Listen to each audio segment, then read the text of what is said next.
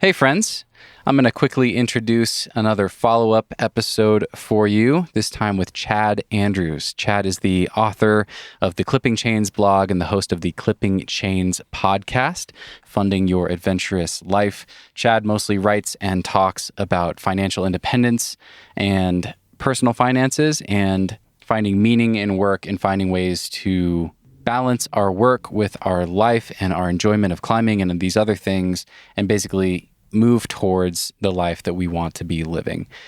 Chad was on the podcast way back in episode 20. I recommend listening to that if you haven't heard it.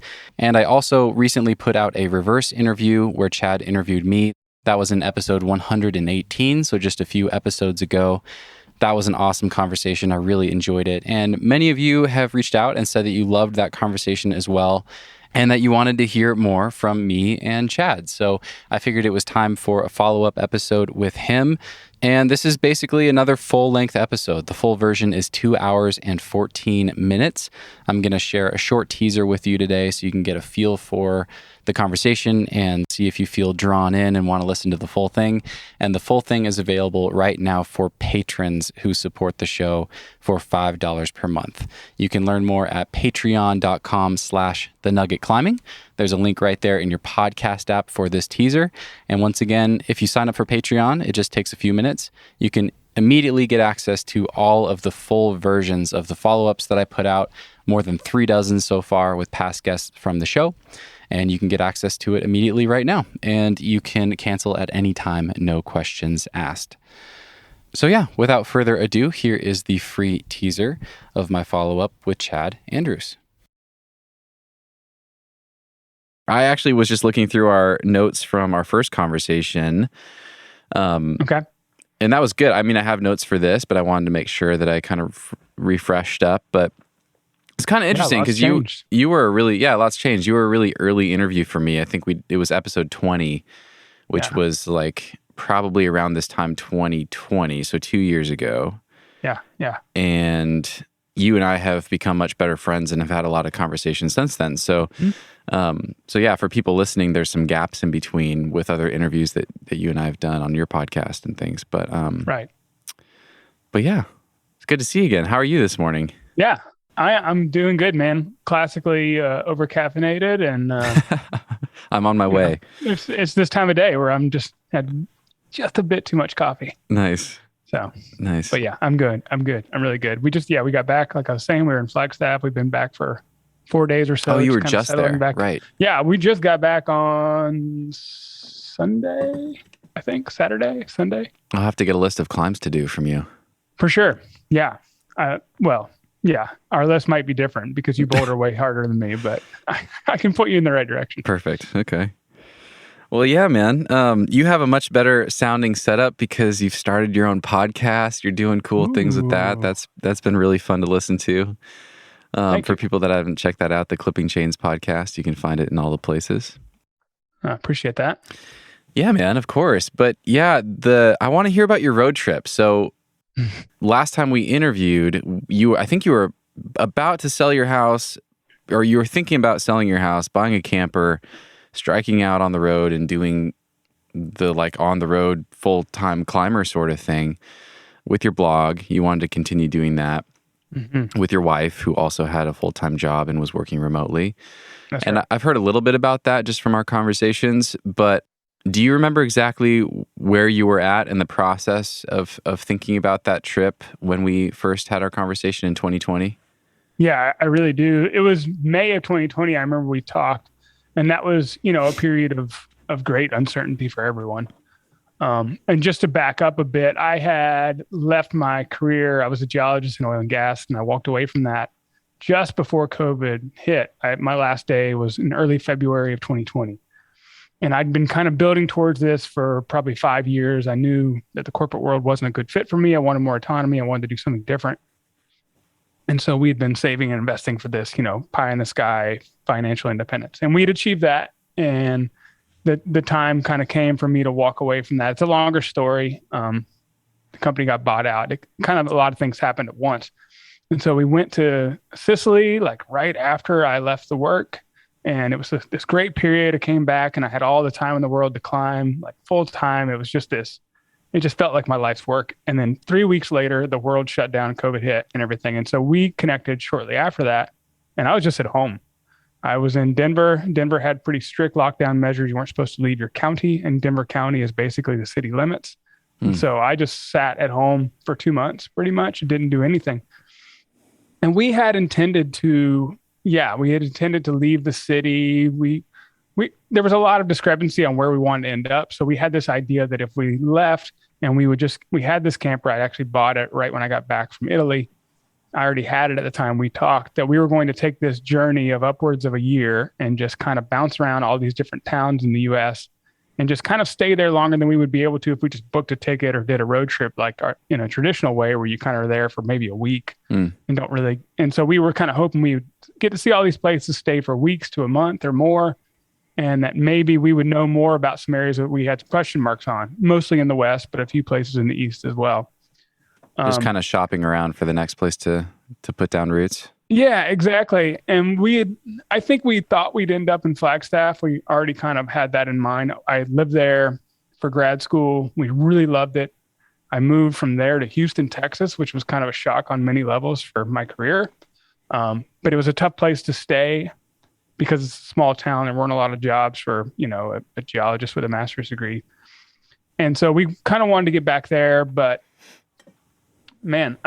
So yeah, in May, when I talked to you, we didn't think we were actually going to leave for another year with everything going on. And we just thought the housing market was pretty much on pause, which it was at that point. We're like, we're not going to bother selling. We'll just punt on this for another year. I went and built a home wall in my garage. I thought I was going to stay put for another year. And then all of a sudden the housing market started kicking back up. We started talking to our realtor and she's like, hey, it's getting kind of hot again. And we just kind of very much on a whim decided to go for it. It's not like us at all. We kind of made this decision. Yeah, very much not like us. From over about a 3-week period, we made the decision to move and then we were out of there. And we actually sold it remotely while we were like in Montana. We actually signed all the paperwork at a dog park with a remote closer in Butte, Montana. Wow. So that's the kind of genesis of what happened. And then let's see, where do I want to go from here? So yeah, another backstory is that, my wife is not a climber. And so and we had a dog, and we talked about, when you and I talked, just a couple months ago here, we talked about the sustainability of living on the road and how that can work for some people and can't work for others. I think we had kind of a lot of stars aligned against us in that regard. I'm a climber. My wife was not. I was not working. She was. She was trying. Yeah. She had negotiated down to 30 hours. So she wasn't completely full time, but she did want to keep her job and she did want to work remotely. And, as depending on where you go in the country, it can be really challenging to get a signal. And she was required to be connected to her desktop through Wi-Fi for the duration of her day.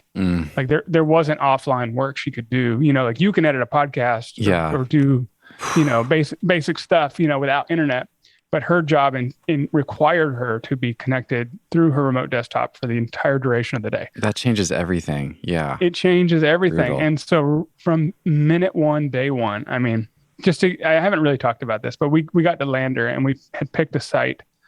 And from the minute we got there, the internet was really crappy. And it just was this like it hit us immediately how the impact of our decisions. Like we had left our house. We didn't have anything to go back to if this didn't work.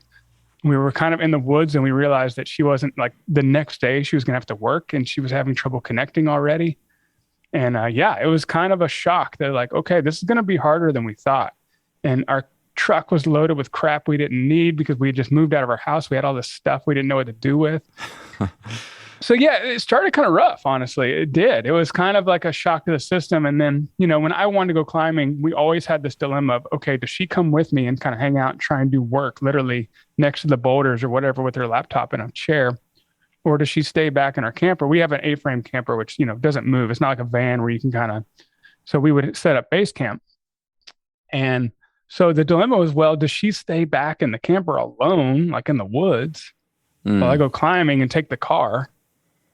Or does she come with me? And so we tried both. Neither one was a good fit. There was always like a little bit of resentment there. It's like I finally had this opportunity to climb and travel and do this full time. and it was kind of hard to do. And I felt a lot of guilt around that.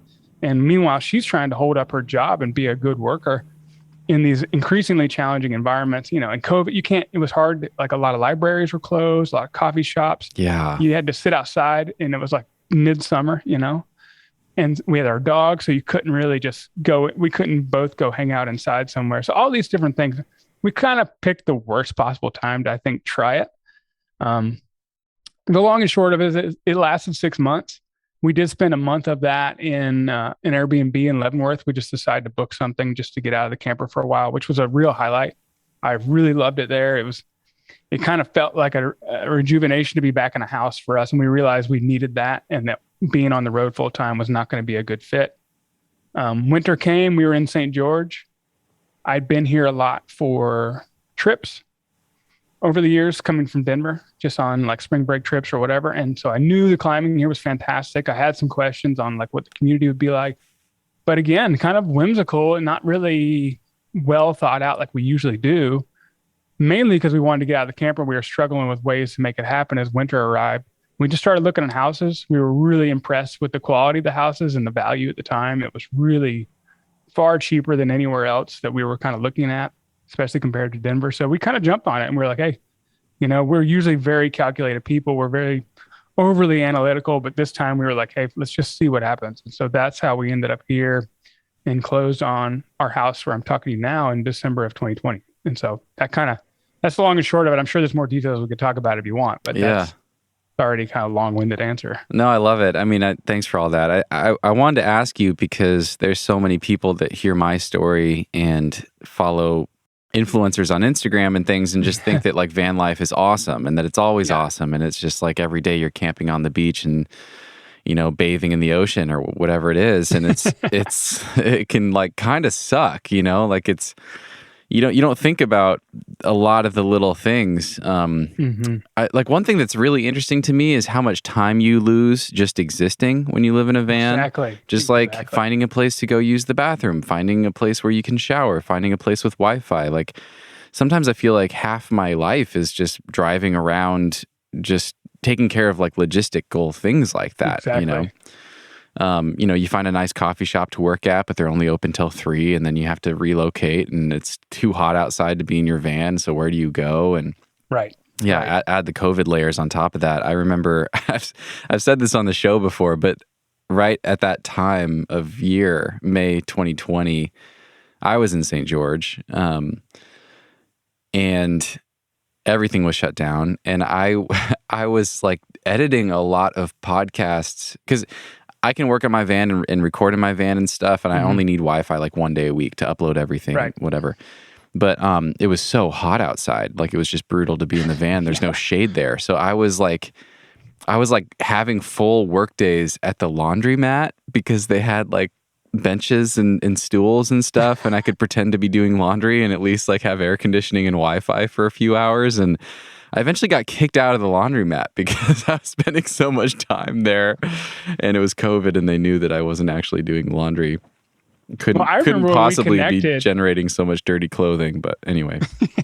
No, I remember we connected on video briefly to record that episode, and I remember you connected and you were just like sweating, and you were in your van and you were just like glistening, and I was like, dude, it's got to be really hot there now. Yeah. This was like late May, and now having lived here, I know what it's like this time of year. So I think I almost passed out during at least like 3 different interviews in 2020, like summer of 2020. I remember I was interviewing Natasha Barnes, and I was in Portland, Oregon. This was like in June or July. I think it was July of 2020. And I picked a really bad, I didn't know where to go because I was visiting a friend, and I didn't know Portland that well. And so I found like a parking lot that had shade, but then I didn't anticipate the way the sun was going to move. So I was just like blazing in the sun. It was too noisy to have any windows open, and my editing skills weren't as good as they are now. So I just like had the van but I just like almost passed out talking to her the first time we had during our first interview. And it wasn't a video call, luckily, but yeah, I'm just like pouring with sweat, putting a wet towel on my face, like drinking water, just trying to keep my shit together and sound normal in this interview. Oh my gosh. Yeah. Now you understand why you don't leave babies and dogs in the car. It's true. It's But no, true. I was recently reminded that, like I said, we just got back from Flagstaff and we spent almost 2 weeks back in the camper. And you're quickly reminded, now things are a lot easier now. We could go to get showers and go to the gym or whatever, things that were closed 2 years ago. But you're still reminded of all the complexities, especially when we have a dog. We have to be mindful of, again, that car situation. Like, where can we park while we go inside? Can we find shade? Oh, we need water. Today's a water day. Like, you get used to just at a house, you turn on the damn faucet and water comes out. Or if you want to shower, you walk 3 feet to the bathroom and get in the shower. But all those little things start to add up. And I do find it hard to find downtime. You think you'll have all the time in the world just to relax. Isn't that interesting? And when you're a climber, you go climbing one day and then the next day. And my wife always reminds me of this because I'm like, hey, I'm only going to climb like 3 days, maybe 4. She goes, well, all your rest days end up being errand days. So we don't do anything fun because then, the next day needs to be laundry, or we got to go shuffle around a bunch of buckets of water or go find a shower or something. So yeah, she's absolutely right on that. And you kind of take for granted all this stuff in a house that's, feet or a knob turn away that you got to go and physically handle when you're out there. Totally. Yeah. I mean, I cannot complain about anything in my lifestyle at all. I love it. But that is something I notice is it's like surprisingly hard to carve out real true rest, like real true downtime a lot of the time. My default is either to have a climbing day, which when you're climbing outside, people know it just takes so much more time than like knocking out a 2-hour gym session. Yep. And then every rest day is basically a work day, and every rest day that's not a work day is an errand day. And yeah, you're right. Yeah, absolutely. So I wanted to ask you this. You asked me this in a recent interview that we did on your podcast, and I reposted that on the Nugget, so people likely have listened to that or can go listen to that. I loved that conversation. It was great. And yeah, you get a lot of people reaching out to you who are van curious or trailer curious, road life curious. And I know that you have such a different perspective on it now because you've done it now, but you're also in such a different place in life than me. And, our recommendations for a 20-something-year-old guy or girl who is maritally single and has some expendable income and can kind of like take a hit and go try it, is very different from a couple who's considering leaving a house and going all in. Yep. So yeah, looking back at the experience in hindsight, are you glad you did it? Did you come out of it with any like I wish we'd known things, or I wish people thought about these things that should be obvious but aren't? Any other things like that come to mind for people that are curious about that lifestyle? Yeah. Well, I'm definitely a touch the oven to know it's hot kind of guy. Like I gotta do things and I gotta experience things. I would, yes, I'm glad I did it just because I'd still be left wondering what it'd be like. I always thought that if I hit the road, because I love being outside. I'm kind of like a nature lust. I mean, before I was a climber, I was a backpacker. I used to go backpacking alone just for the experience of like solitude. I still kind of love that. And so I thought I would really, have this opportunity to connect with nature, and I would maybe even want to just keep living that way. I mean, the reality, because of the differences with my wife and I are our different lifestyles, and even some of the awareness, like we talked about, all those errands that kind of wear at you. Yeah, I now realize that I like it in smaller doses. I still like getting the camper out and going camping or going on trips, but I like coming back to a home base. And so I know that now, and that's information, right? I mean, I like having experiences that kind of inform me later. Because for years I would sit, lusting over this in an office being like, oh man, look at all those people out there. I mean, that could be me. This will be awesome. But now I know, and that's important. And I kind of know my limits now. Now, like we were out there for almost 2 weeks, and we were kind of in those last couple of days, we're starting to get a little grumpy with each other. And we're like, this is about our limit. And we kind of noticed that after about 2 weeks in one spot, we're kind of like, we're over this. And we'd move, and there'd be a little dose of excitement as you move to a new place or a new town or something. Like, oh yeah, travel, it's great. And then after about 2 weeks of being in some place, especially some squatters over there, being creepy and weird, and that's another reality. If you're out there in dispersed camping areas, especially where you need to be with a trailer, vans have a little bit more optionality to be in like cities or whatever. But where you park a trailer is usually in these dispersed places, kind of out in the woods. And I mean, I hate to say it, but there's a collection of folks out there that can be a little disconcerting at times. So, it's just a reality. And so that would kind of get to us and occasionally. And so, the short answer is I really am glad I did it. we were able to visit the places and check some boxes on and gather some information about the places we wanted to see. We didn't even get close to seeing all of them. So that was informative. And yeah, now I just know that, I have some more information on what fits and what doesn't with our lifestyle. So yeah, it was worth it. I love it. I mean, yeah, I think you talk about being an have to touch the oven guy to know it's hot. I resonate with that a lot. Yeah. But also I think that's just maybe my recommendation for people who are considering trying anything that feels scary and uncomfortable.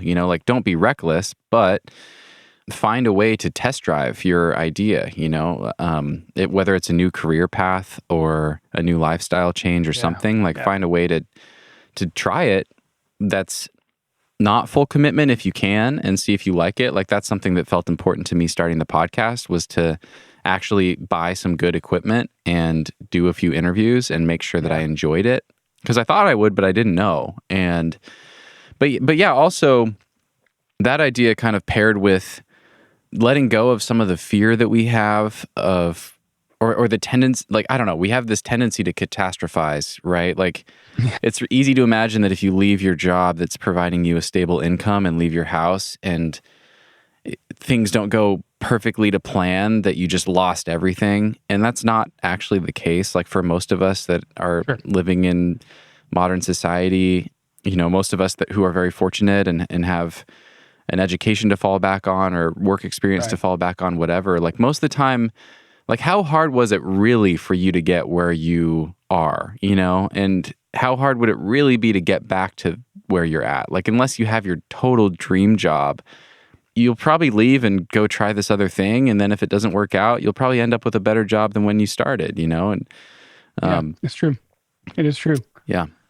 Yeah. I'd say the only thing I would have done differently, talking about being able to come back, the one mistake we made was that we sold our house and gave ourselves no optionality to get back without buying a new property or renting something. We kind of felt trapped.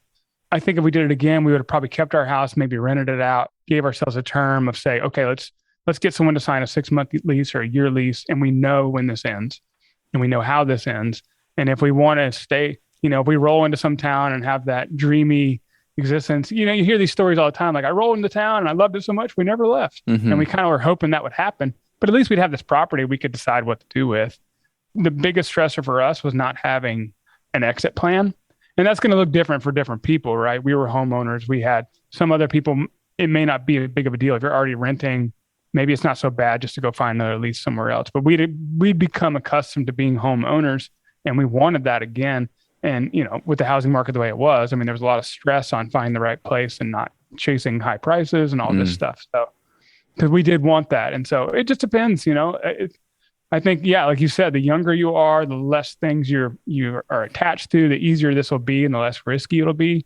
We were on the older end of the bell curve. We're not the oldest out there. There's certainly people much older than me who live on the road, but you don't see that many mid 30 plus people out, living full time on the road. It's usually more a young woman and young man's game, or retahirees, huh? Or yeah, exactly. And then you skip all the way up to 60 plus. You'll see a lot of those, the traditional retirees doing the road trips.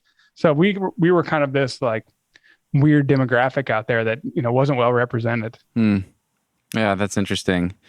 You and I have both had conversations on our podcast about house hacking, and that's something you and I talked about in our first conversation as well, leveraging your house, renting it, getting roommates, whatever. That's the simplest way the simplest money hack you can do is cover your cost of living somehow. Yeah. Any downsides to that strategy? If you had done that, if you decided to rent out your house and keep it, any risks or downside there, or do you just straight up 100% wish you'd done that?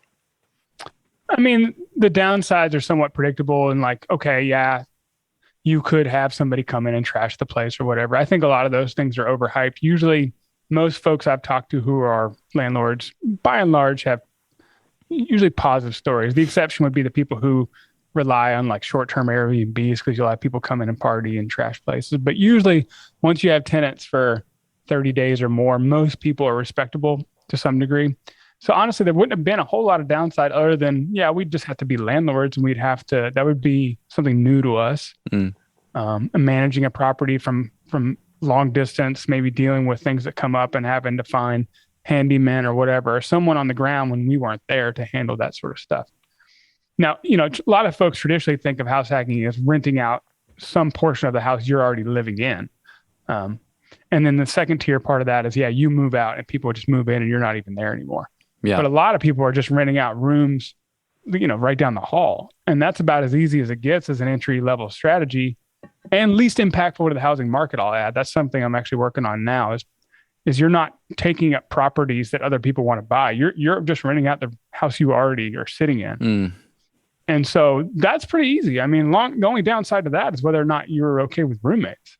And I'll admit that my wife and I have gotten pretty used to living on our own, and we're kind of like in that life cycle. And so for me to imagine having roommates at this point seems a little less exciting to me personally. For someone in their early to mid 20s or late 20s or maybe even early 30s who's just used to that lifestyle, and I spoke to our mutual friend Eric. Eric Jensen. Who just Eric Jensen, who just really likes having roommates. And so for that person, I mean, it makes a hell of a lot of sense. You just have somebody right down the hall that you enjoy spending time with anyway. They're pretty much covering your housing costs. You might even be making money off of it. And that's really powerful because housing costs are almost for every single person worldwide the number one expense. So not a whole lot of downsides, honestly. And so, do I wish we'd have done that? Not necessarily for the money, but just for the optionality of saying, okay, we saw some places we actually still like Denver. Let's just go back. Mm. That's what I kind of wish we'd have done it for, just to have that optionality of, okay, we have a backup plan. We're not just living in this camper. We're not like literally homeless, which we were. Mm-hmm, mm-hmm. Yeah, that makes sense. Yeah, that is something I hadn't thought about. I kind of know that being in the van by myself, I have like a lot more room to, like, I can come back and park in my parents' driveway if shit goes sideways or whatever. But yeah, if it's the two of you and she's still working and that setup doesn't work, then yeah, you really don't have an easy backup option. Yeah. Yeah. I mean, technically I could probably go park in my parents' driveway in North Carolina too, but that didn't feel like an option. Yeah. Actually, no, my mom has an HOA. You can't do that. Well, let's, I have two like pros and cons things that I want to ask you about. You and I have had conversations about this and I'd love to get your thoughts. In hindsight, pros and cons of leaving a job. I know that's something that you talk about with a lot of people who reach out to you. Yeah. And I guess obviously you can speak to your own experience, but you're probably looking at this more through your wife's experience who kept the job. But yeah, any thoughts on pros and cons of leaving a job? Yeah, and just for those who are new to this whole conversation, when I'm talking about, well, there's two levels of leaving a job. There's obviously people who are just fed up and just want to leave a job and take a short-term time away or whatever, go on a road trip like we're talking about and come back to work. And then there's a little bit more of what I've been focused on through the blog and the podcast is like full-on early retirement in some cases, which you technically could put me under, although I consider myself working because of the things I do now. Doesn't pay very much or at all, but so there's two sides. And I guess where I've cautioned folks the most is more on the latter, which is like the full-on early retirement. So there's been this movement, the FIRE movement, financial independence, retire early, where folks are able to, via different means, some real estate, some stock market investing, whatever, business creation, create a situation where their investments pay for their life well ahead of traditional retirement age, and they can walk away from a traditional like W-2 income. Well, and for people that don't know your story, for all intents and purposes, that's what you did, and now you're just continuing to do this passion project. Right. Okay. And how old are you? I'm 37, going on 38. And when were you financially retired? When were you able to walk away from your corporate job? Yeah, I left the corporate world in 2020. I was 35. Okay, great. Yeah. And so, I'm not that rare anymore. I'm not much of a special snowflake. There's a lot of people out there doing this. Maybe climbers aren't that aware of it, but I mean, this is a huge movement. And well, relatively speaking, it's not like it's maybe 1% or less of, Americans or people worldwide, certainly less than that worldwide, but it is a growing movement. A lot of people have achieved this. But I think, I've thought a lot about this, and this is a major theme behind a lot of the writing and the podcasting I do is just trying. Hey, friends, thanks for listening to that teaser. I hope you enjoyed it. Once again, that was just a small chunk of our conversation. We ended up talking for more than 2 hours in this interview, and we covered all new ground. We talked about things we hadn't talked about before. We had a really cool conversation about the relationship we have with money, especially as climbers, and letting go of some of the guilt that we often feel as climbers about having more than the bare necessities and making more money and things like that. We talked about charitable giving and voting with your dollars by putting excess money towards causes that you believe in. I thought that was a really cool part of the conversation. Chad's always reading and learning, and I was curious to hear what he's been reading lately. So he gave us a list of book recommendations. We covered his basic investment principles that he talks about time and time and time again on his podcast and in his blog. And we talked about health insurance for van lifers and for people who are self-employed. And that was a very self-serving conversation. I recently had to change healthcare, and it was really helpful to hear what Chad had to say because he's very knowledgeable on that topic as well. So if you want to hear about any and all of those things, I think it was a really great conversation, and you can get access to the full thing right now by clicking on that link right there in your podcast app and becoming a patron for $5 per month. That will get you access to more than 36 follow-up conversations that I've put out so far. Basically, 36 full-length episodes that no one else can hear except for patrons. And I've done a lot of follow-ups with some of your favorite guests from the podcast. I've had Jonathan Siegrist on there, Ethan Pringle. I've done a couple follow-ups with Steve Bechtel, Tom Randall, and many, many others. So be sure to check those out. And you'll also get the ad-free versions of normal episodes, and you'll be able to submit questions for upcoming guests and hear your questions answered on the podcast. So I really hope you'll consider signing up. It's a huge help to me. And if you can't get enough of the nugget, it's a great way to get even more content. Thank you guys for listening. I hope you have an amazing week, and we will see you back here on Monday for another regular episode. Shake it up, stop when the clock hits 13. Sing 1, 2, 3, 4. Cause no one can do it like we do it, like we do it, like we do it. Cause no one can do it like we do it, like we do it, like we do it. Cause no one can do it like we do it, like we do it, like we do it. Cause no one can do it like we do it, like we do it, like we do it.